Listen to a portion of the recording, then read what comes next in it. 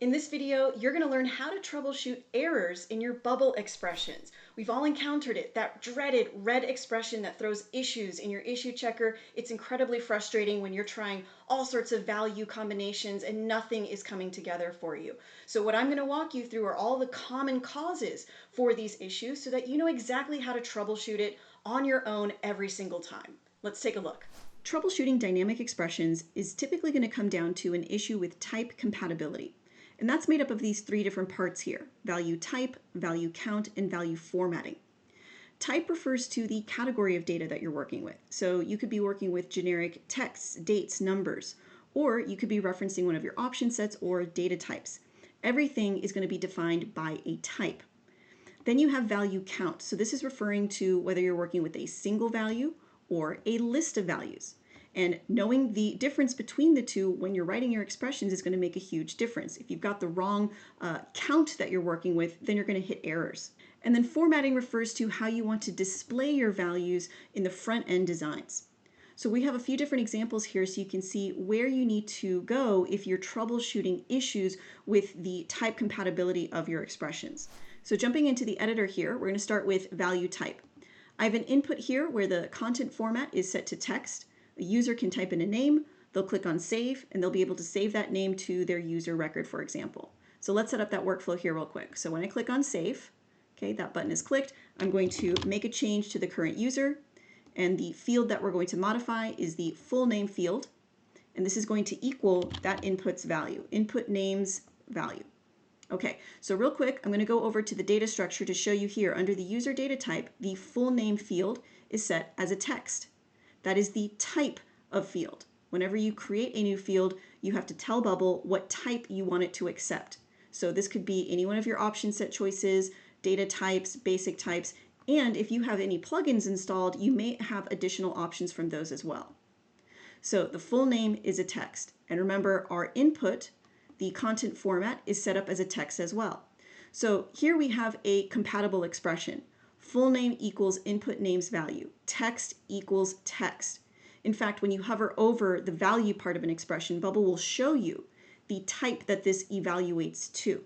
This is important because expressions aren't always going to be this simple. You may have stacked fields one after another to kind of navigate through a sequence of records to get to other relationships, and you may have to go through different types in order to ultimately end up to that final value, and this helps you understand what you've landed on. If I change the field that I was modifying to hourly rate, which is a number, okay, so if we go back to the data structure, you can see here hourly rate is a number. Well, now we have an issue in our workflow. Let's go back to workflows right here. Right, so now this is turned red. Why? Because number does not equal text. I have to set up this input to be a number or change the field that I'm working with. So I'm going to go back to my input, okay, and let's change the content format to any one of our number options here. We'll change it to integer. Right, so go back to the workflow. Now you can see the expression is compatible again because now we have number equals number.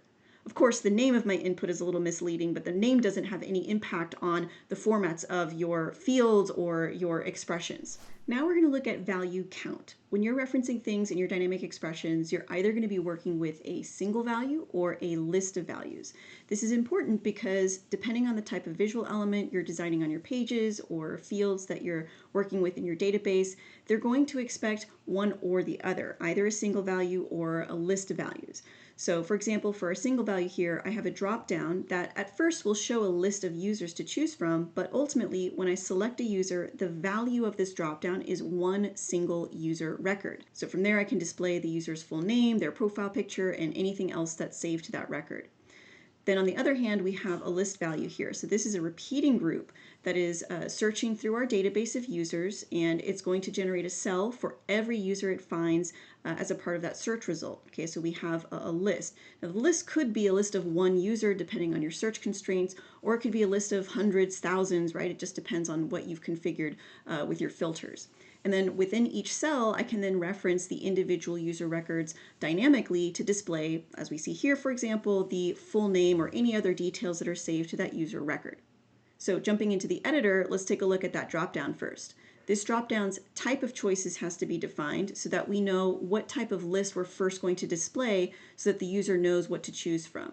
So the type of choices here is going to be user. Remember the value type, that's what we're talking about. And note that this is not a text, right? We're not showing a list of text, we're showing a list of users. That gives us a lot more flexibility about what we can do with that value once the user has made a selection here. Okay, so the choice source is going to be the list of users that we want to offer. In this case, we're doing a search of all of our users. We don't have any constraints here. It's completely unfiltered. We only have a few users in this database. And note that anytime you have a search, you're always going to end up with a list result. Even if your filters make it so that you only have one user coming back, it's still a list of one in that case. And again, when you hover over the expression, Bubble's going to help us understand that. This is evaluating to a list of users. If I were to change this expression to just the current user, notice that this is not compatible because the drop-down's source needs to be a list of some kind. And I've only provided it with one user here. So they're not matching in their number or their count. However, Bubble does have an operator that you can add on top of a single value called converted to list, just like this. And this will make it so that it is compatible because now this is a list of one. So this works too, and it just depends on the feature that you're building. Then we have the option caption. So this is simply referencing a field to help represent the user record we're talking about. And in this case, we're just choosing the email address to display in that dropdown. Now I have an element over here on the right. This is a text that's going to reference that dropdown's value. Okay, notice that this evaluates to a single user. And then from there, I can navigate to any fields that will help me display texts from that user record. In this case, I'm just showing the full name.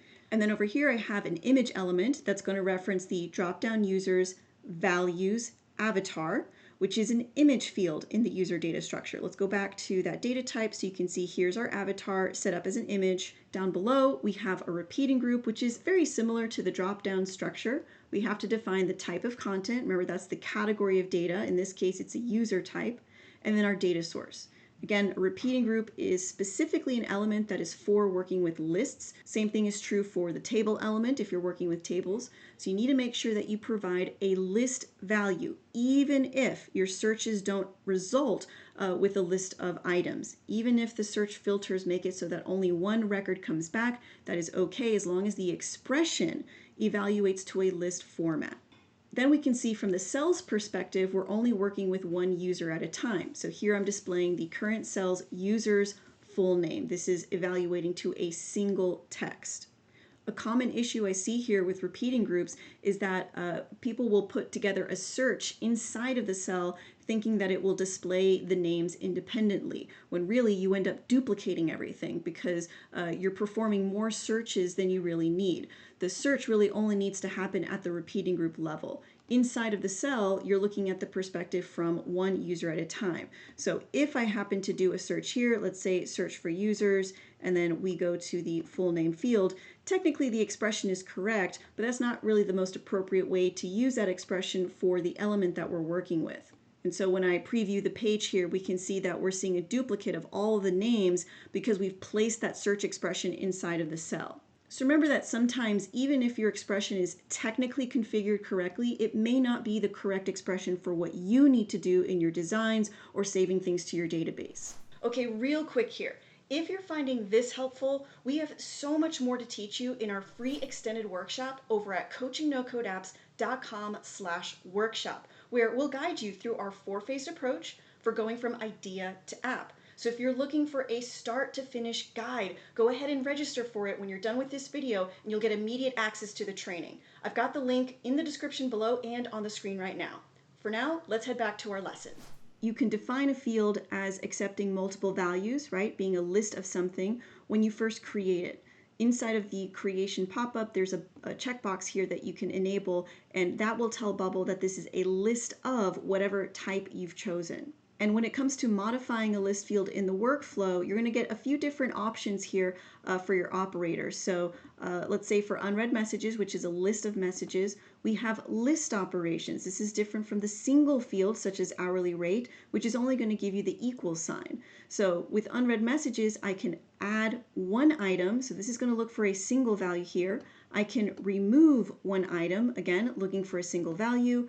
I can set the list, which is essentially replacing the list, and this will look for a list of messages. Okay, I can add list, remove a list. Those two are also looking for list values. Clear list is on its own. You don't need to provide anything. That's just going to remove the items from the list completely. Now we're going to look at value formatting. This is an optional modification that you can add to your values, just depends on what your features are doing, but it can create some confusion with your expressions. So let's look at this input that we have here.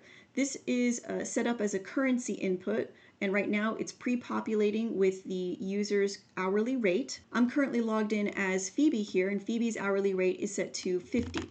So if I change this to, let's say, 100 and trigger my workflow, I'm going to click on the Save Rate button and go back to the database and refresh. We're going to see this changes to 100. So my workflow right now is set up to do the following. When the button is clicked to save the rate, I'm going to modify the current user. Hourly rate equals the input rates value, number equals number, right? This is compatible. But you might have noticed that in the database, this is displaying only the number. It says 100, whereas in the design of the input, we have the currency symbol with it. So in the editor, the input actually has a few different formatting options. Okay, so right now I've set it to currency so that it can display that currency prefix. There are, in fact, other number options, integer, decimal, percentage, that may change the formatting. But at the end of the day, they are still numbers. When you're saving values to your database, you're always going to be saving the raw format of that value. But you can always modify it to display things in a certain way back to your user, even if it's not displaying that way internally in your app database. For example, over on the right, I have another input for the user to type in the number of hours worked. So let's say they worked 5 hours. We have a simple multiplication here in this text element to take the user's hourly rate times the number of hours they worked. So we have a total, amount to bill, right? Let's say that this user is an independent contractor of some kind and they need to create an invoice. So they would need to bill $500 because they worked for 5 hours at a $100 rate. But you can see that the text is not displaying the currency symbol, which could be a little confusing for the user. So what we'll want to do in this text element is apply some formatting. So right now we can see the current user's hourly rate, which is a number. We can do a multiplication because Bubble allows us to do math here. So multiplying by another number, which is my hours worked value. And from here, I can format as, okay, a currency, and I can decide how many decimal places I want to show. I can set up my thousand separator and display the prefix. Now, be very careful because once you have applied formatting, the entire expression has now been converted to a text. Okay, so let's look at the output here real quick. For these two inputs, remember the rate is 100. Let's say that I worked 7 hours.